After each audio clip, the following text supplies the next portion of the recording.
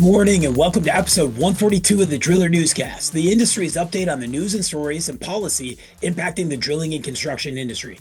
I'm your host, Brock Yorty, and this week, let's head to DC as we meet the professionals leading the Environmental Protection Agency, the Department of Energy, and the United States Geological Survey.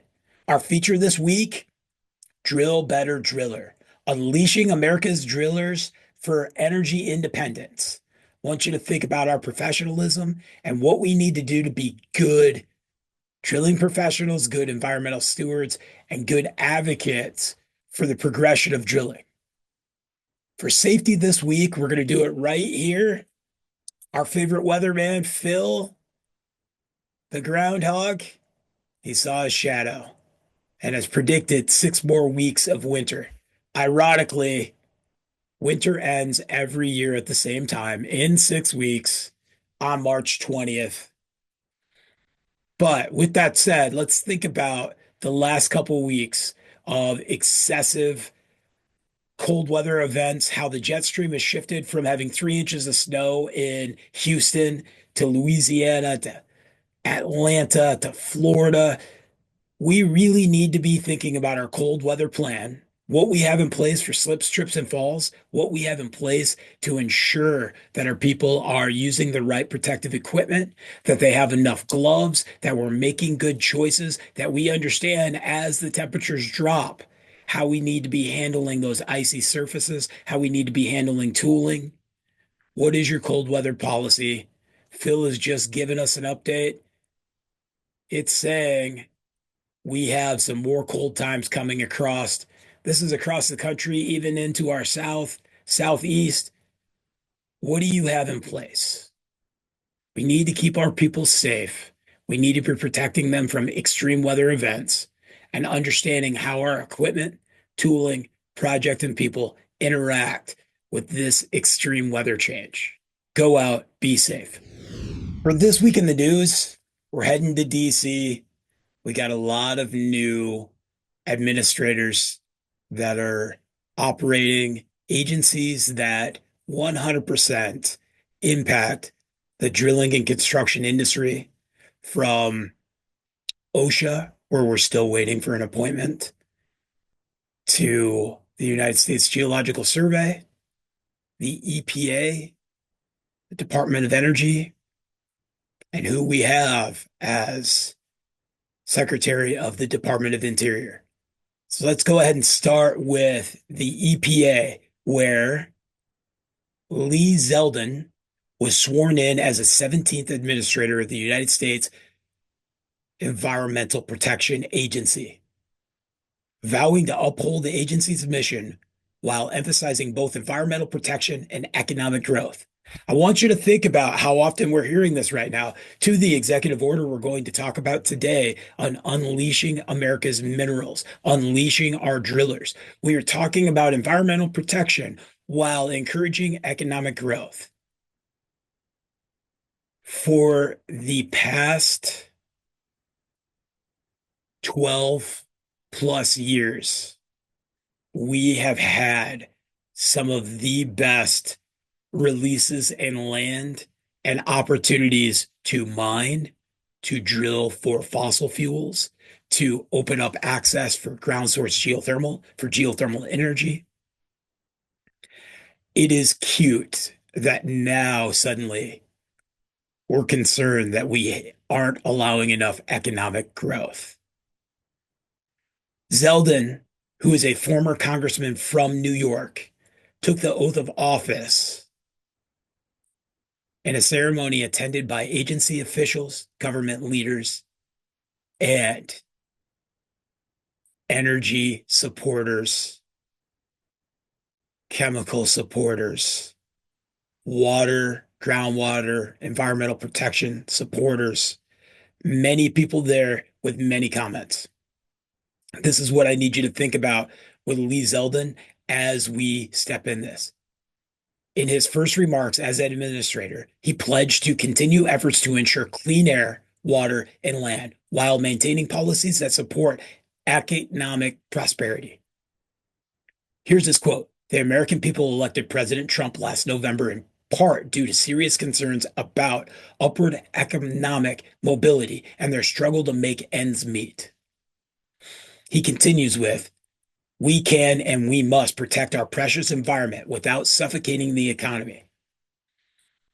He adds, emphasizing that the need for an approach that supports all sources of energy.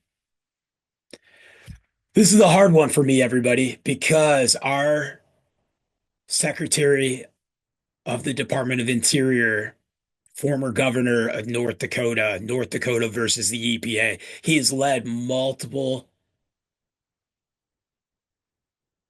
cases on deregulating the Environmental Protection Agency. Now, I want you to understand that before the Cuyahoga River caught on fire, we had astronauts heading into space, going to the moon, taking photos of our country and of the surface of the earth and seeing the major pollutants and impacts we are having. You can go back and look at Love Canal. You can look at Parkersburg, West Virginia, with the massive issue with PFAS and where it all started. There are plenty of situations here. Rachel Carson's Silent Spring, talking about DDT. We have to be smart about protecting our environment, and economic growth needs to happen with responsibility. He states, it is my honor to serve as the 17th Environmental Protection Agency Administrator.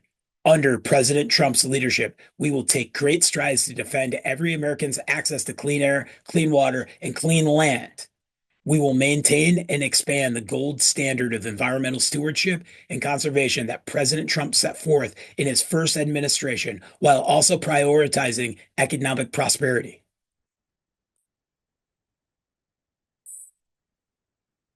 We have a lot to unpack there, and we'll see. I have high expectations for us protecting our environment, and let's see if we can follow through with it.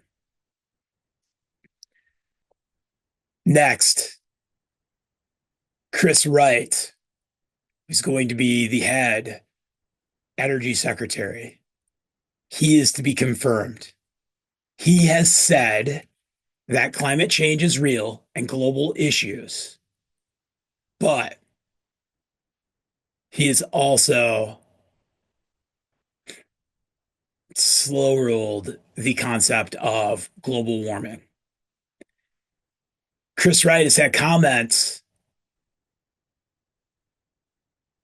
that said climate change is a real and global phenomenon.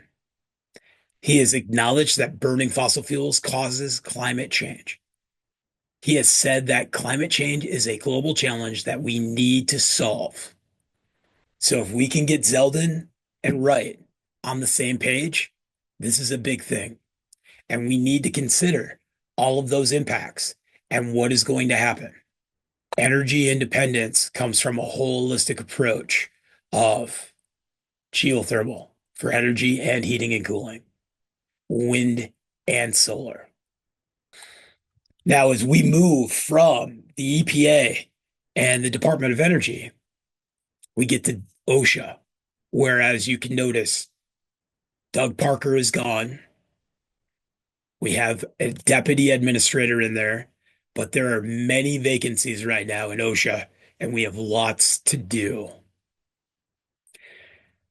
I am very curious to see, with all of the policies that we work towards in the last few years to protect workers, we continue. And as we see these come out, we will talk. I want you to go to OSHA.gov or EPA.gov and read some of the policies that are out there. And I want you to see the warning header at the top that says this information may not be up to date or reflect with the 2025 administration.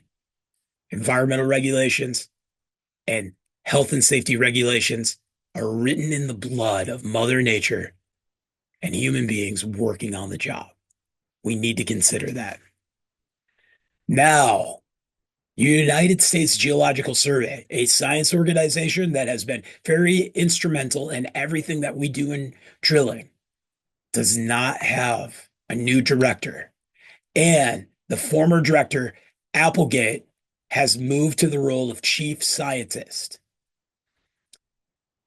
Dr. Riker has stepped in as acting director, which, if we go back and look at her great work, she has worked as the associate director for energy and mineral resources, where she oversaw the USGS's science, supply chain analysis, and mapping of energy mineral resources. This includes the full life cycle of mineral resources from definition to supply to demand to extraction, trade, and the economic environmental constraints and impacts of these resource extraction and disposal. Spent a lot of work on mine waste and energy waste within her direction. All of this, I want to get to how much we saw the Department of Interior, the Bureau of Reclamation, work with releasing water, work with land management, work with what we need for allotment of water. And the USGS is led by the Department of Interior. Although the president appoints the director of the USGS, the head of the Department of Interior, who is newly appointed Secretary Doug Burgum, two-time governor from North Dakota. He is leading the charge. And I want you to understand that we've covered him in the newscast before. And in June 2022, he was the first one to come out cheering the Supreme Court's decision over the EPA rules for regulating greenhouse gases. And that was in the case EPA versus North Dakota. He had a statement saying this: the Supreme Court ruling today is a tremendously significant decision for states' rights and for consumers. This ruling puts a halt to federal overreach, including far-reaching EPA proposed rules that infringe not just on states, but congressional authority. So as we start talking about carbon capture and decarbonization and everything that we need to protect our environment and our nation and continue to grow our civilization, it's got to be a holistic approach, and we have to be smart and use science and fundamentals to back this. And that's the biggest piece that I can say in protecting our environment. I want you to consider, from Sackett's versus the EPA to the Chevron doctrine to the good neighbors policies to EPA versus West Virginia on air quality, on greenhouse gases, North Dakota versus the EPA.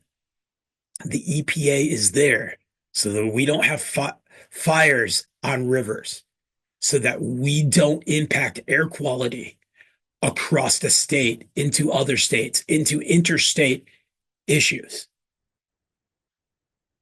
I'm excited to see where we can go with our new administration and these newly appointed professionals. But above all else, we have to understand greenhouse gas is impacting our way of life, not only here in the United States and North America, but throughout. For this week's feature, we got some big responsibility here with unleashing America's energy, with unleashing America's minerals.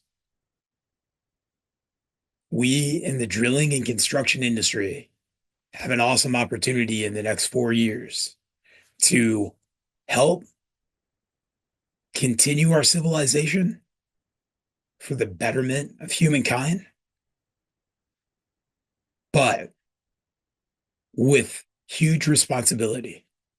And I spoke about this last week, but I want you to consider that Drill Baby Drill was chanted by the head of the Republican Party in 2008 in concerns of not enough leases opened up and the ability for us to drill where we needed to. We have made our livelihood out of drilling throughout the United States, throughout North America. And we've done that by being drilling professionals, by being stewards to the environment, by understanding what we need to do to help progress civilization. So I want to throw out that term, drill, baby, drill. We're going to go to being a drilling professional with Driller Better Driller. And I want to start by giving some insight into the history of how drilling has influenced the world, both positive and negative. The earliest discovery of the influence of drilling on humankind was found in Egypt, dating back to 3000 BCE. A group of the archaeologists found granite and quartz cores created by Egyptian drillers.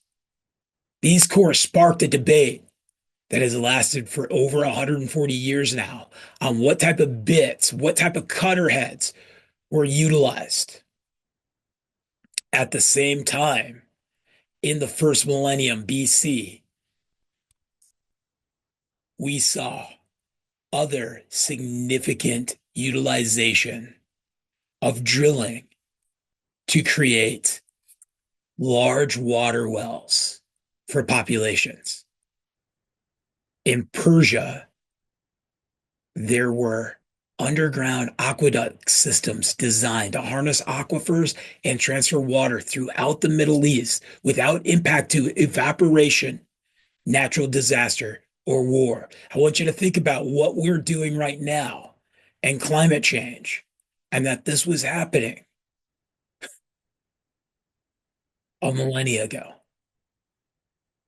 At the same time of this, in the Middle East, the earliest written record and evidence of large supply water wells was in China, 1000 BC.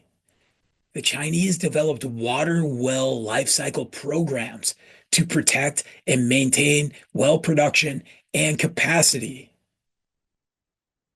The Chinese developed the spring pole drilling method, which 2,500 years later found its way into early American history and evolved into the cable tool. Drilling and harnessing groundwater allowed humanity to explore and establish centers of civilization away from coastal regions.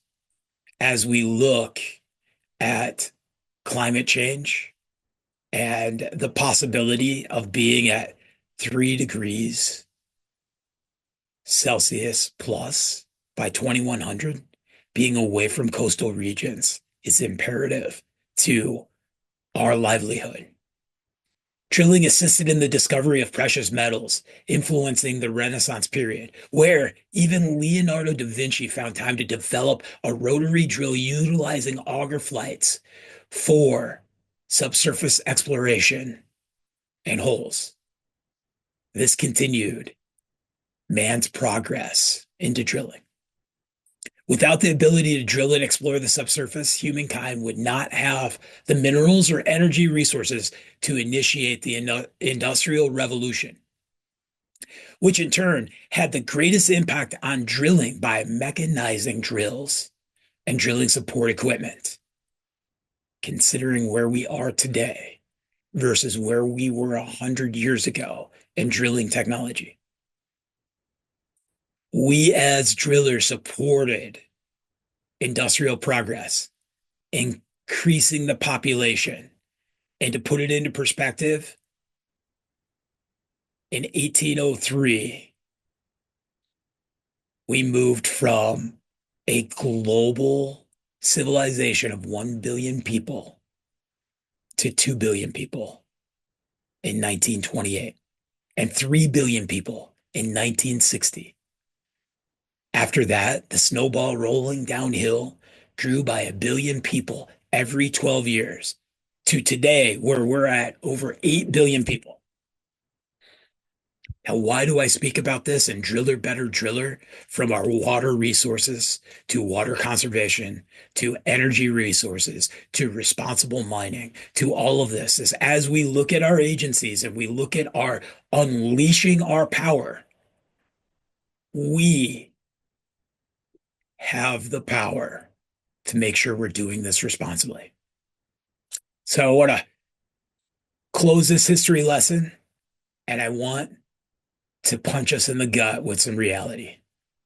The latest estimate by the United Nations is that the global population will be around 10.4 billion people by 2100.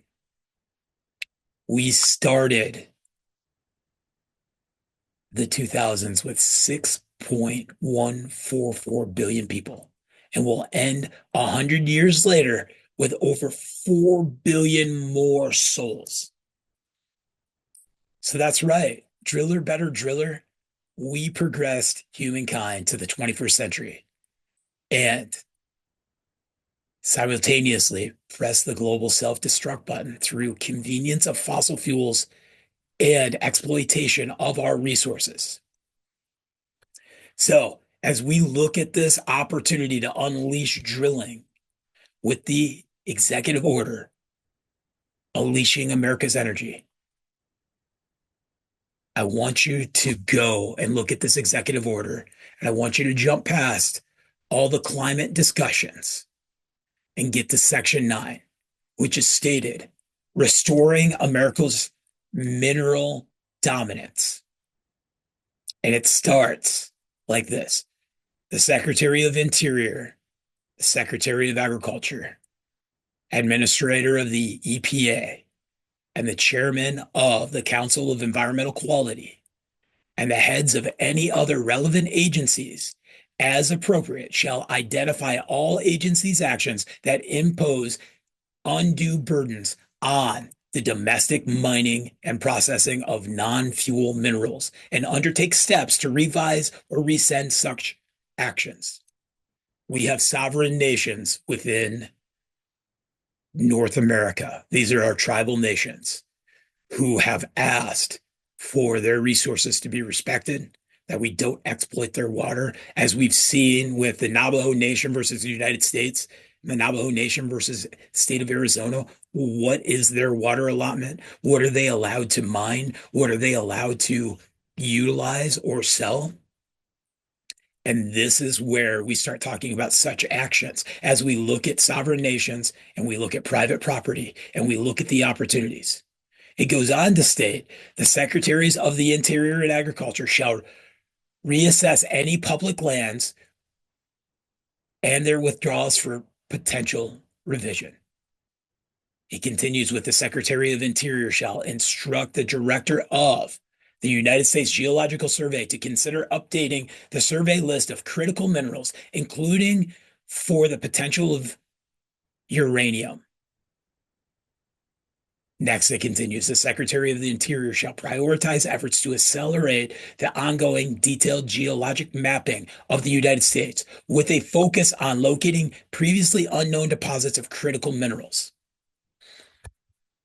Many of our major mines operated and owned in the United States right now are Canadian operators. I want you to consider what we're getting into right now with this. As we talk about Greenland, we talk about Canada, we talk about unleashing North America's resources, locating previously unknown deposits of critical minerals. These are our rare earth minerals. President Trump, we had the Defense Production Act to go after these rare earth minerals. We continued it through the Biden administration. Here we are back. We need these for progressing clean energy, without a doubt. Next, the Secretary of Energy shall ensure that critical mineral projects, including the process of critical minerals, receive consideration for federal support, contingent on the availability of appropriate funds.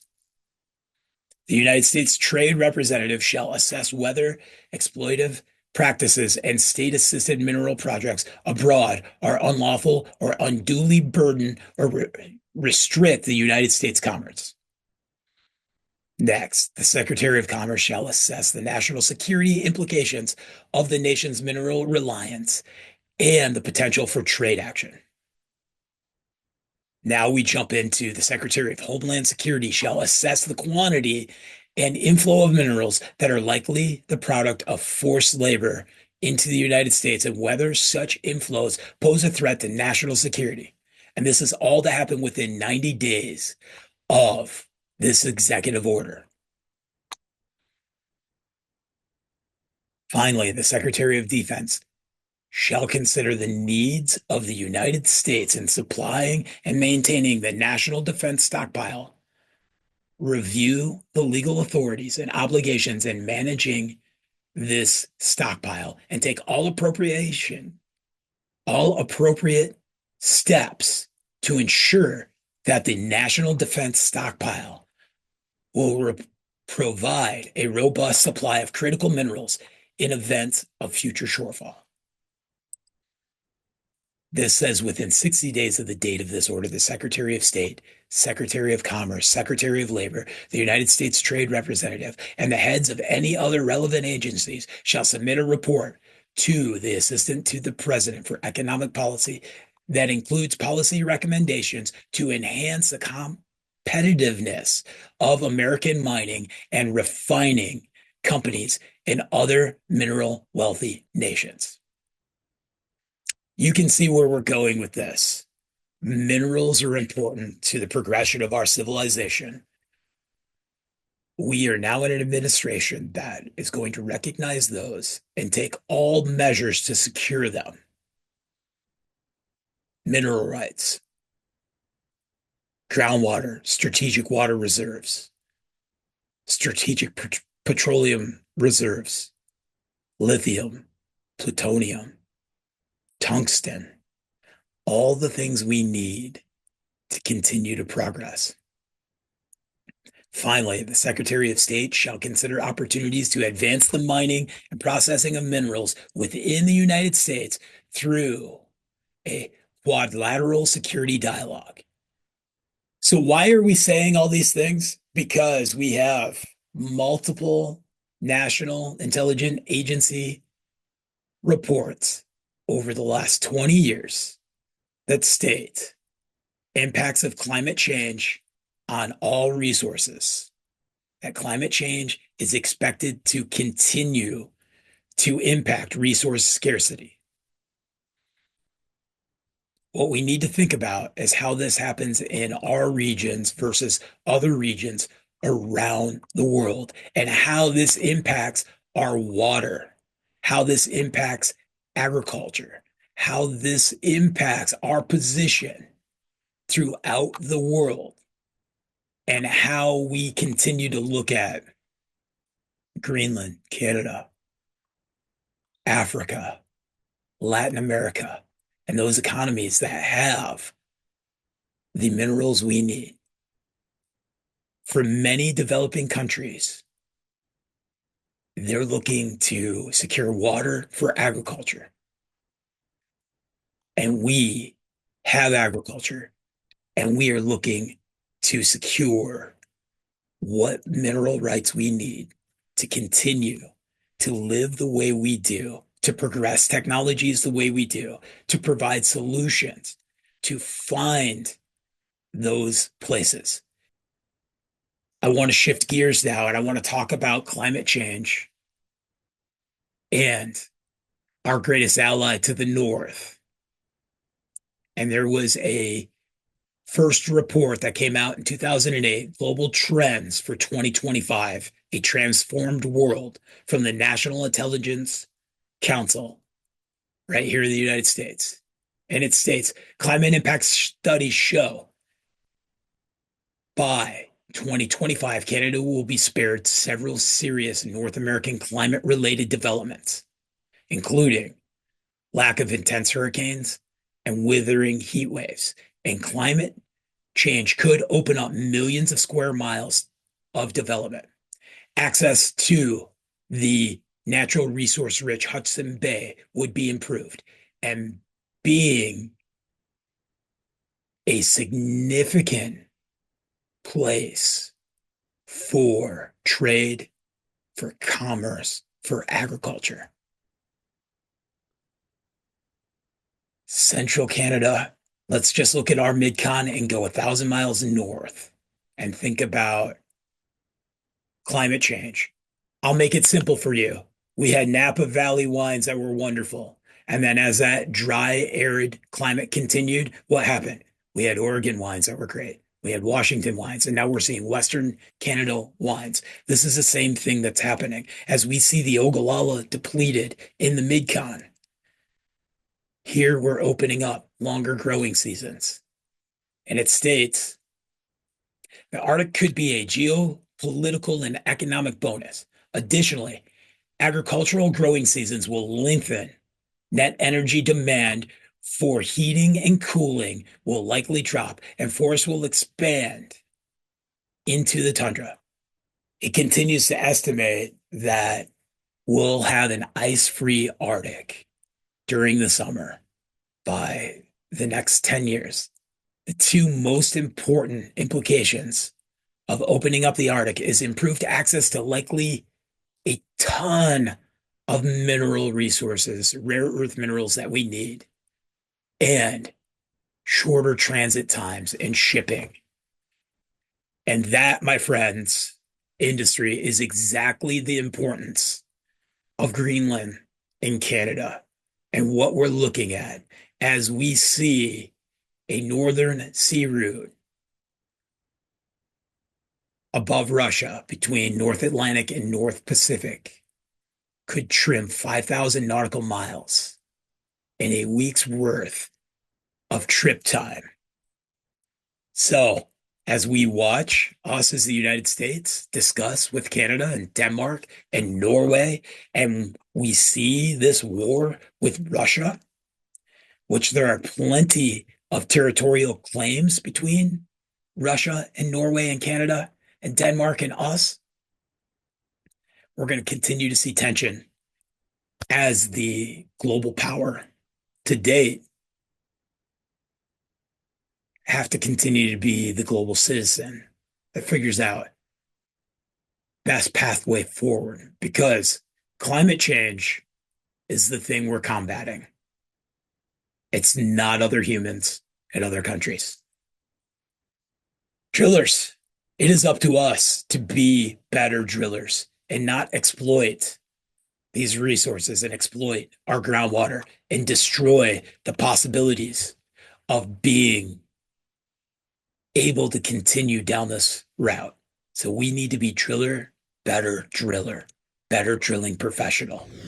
Thank you for joining us for episode 142 of the Driller Newscast. Check out thedriller.com. There is a lot going on, and we need to be bipartisan and smart and have discussions and understand. And I open all the feedback and all the discussions. We know how to treat Mother Nature appropriately in our drilling. We are licensed professionals. We understand the opportunities and the importance of our interstate water and minerals and what that means to our nation. Go out, be a better driller. It's all I can ask of us industry right now. Thanks. Have a great week.